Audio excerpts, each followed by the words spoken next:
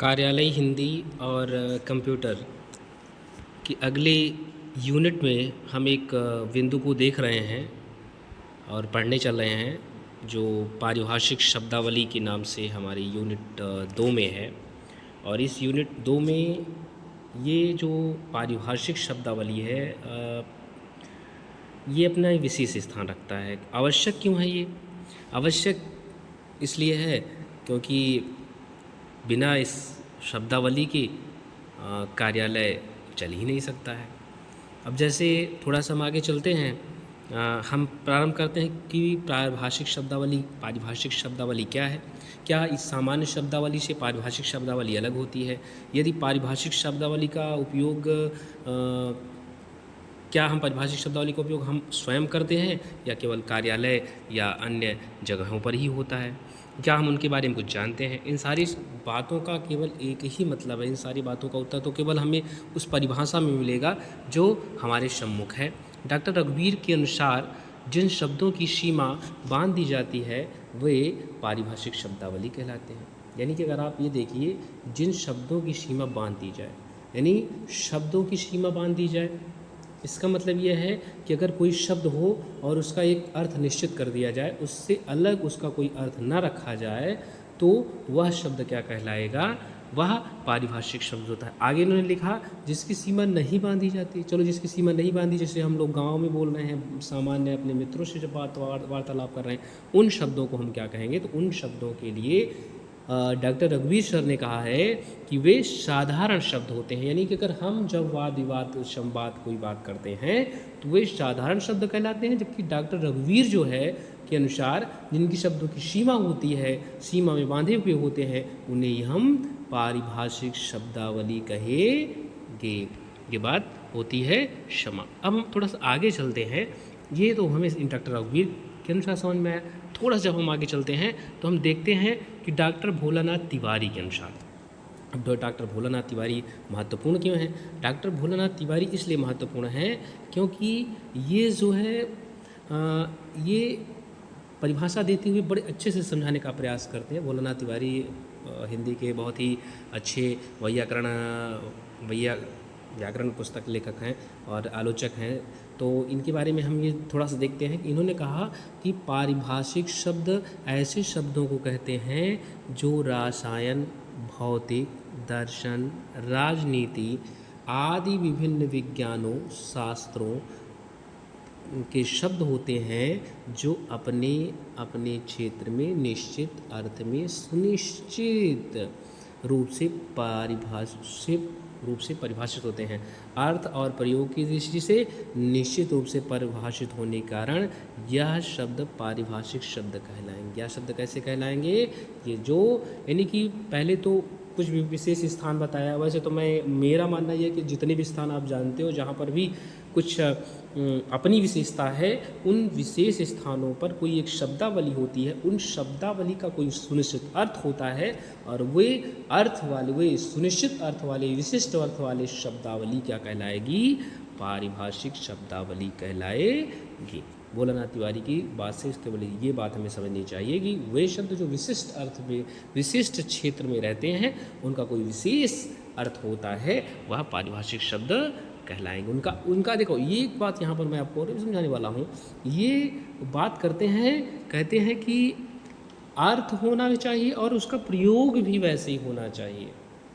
अगर अर्थ अलग आ रहा है, अगर अर्थ आप कोई और जान रहे हैं और उसका प्रयोग कोई और कर रहे हैं, तो वह पारिभाषिक शब्दावली के क्रम से अपने आप हट जाएगा।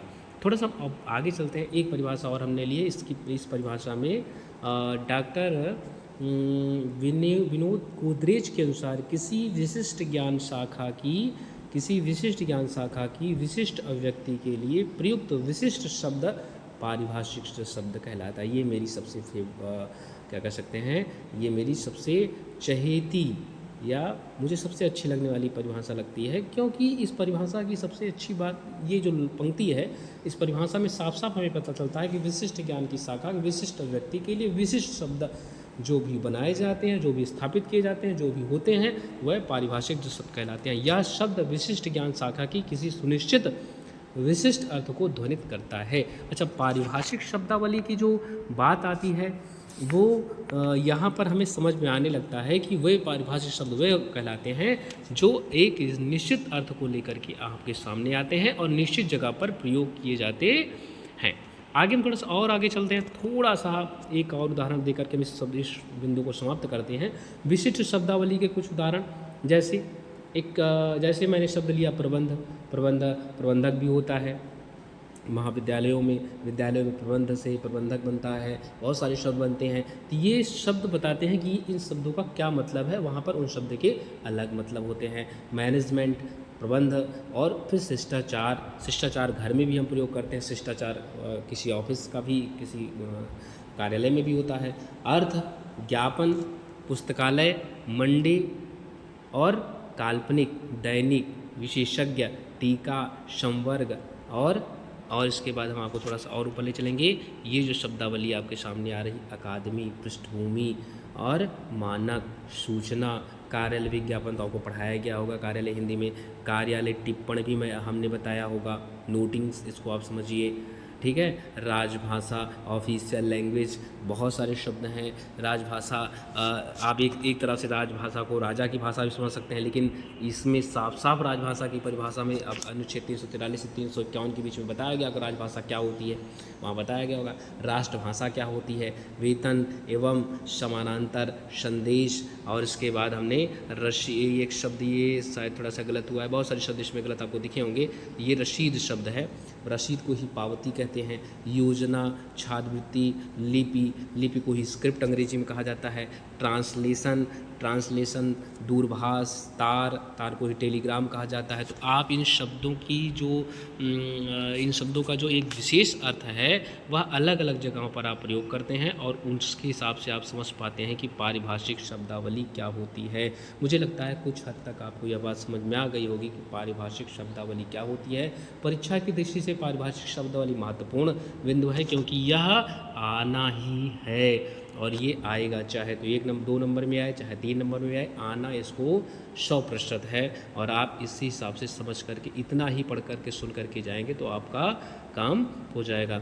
अब मैं आपको ये कहना चाहूँगा कि इसे आपको लाइक करिएगा और कमेंट करिएगा, और अपने सुझाव दीजिएगा किस बिंदु पर हम वीडियो बना सकते हैं। वैसे 5 मिनट 10 मिनट तो कभी नहीं बनाया जा सकता है, बहुत ज़्यादा समय लगेगा। 5 मिनट में हम आपको बनाने का प्रयास करेंगे। उस बिंदु पर हम आपको वीडियो देंगे, शायद कुछ और अच्छा प्रयास करें। तो सब्सक्राइब करिएगा और कमेंट करिएगा। कमेंट में आप वो बात रखिएगा कि इसमें क्या सही है, क्या गलत है, क्या आप कुछ कहना चाहते हैं, क्या और जानना चाहते हैं। और लाइक करिएगा, लाइक से पता चलेगा कि कितने लोग हमको देख रहे हैं, सुन रहे हैं और समझ रहे हैं। और अब हम अगले बिंदु की तरफ चलते हैं, वीडियो हम समाप्त करते हैं।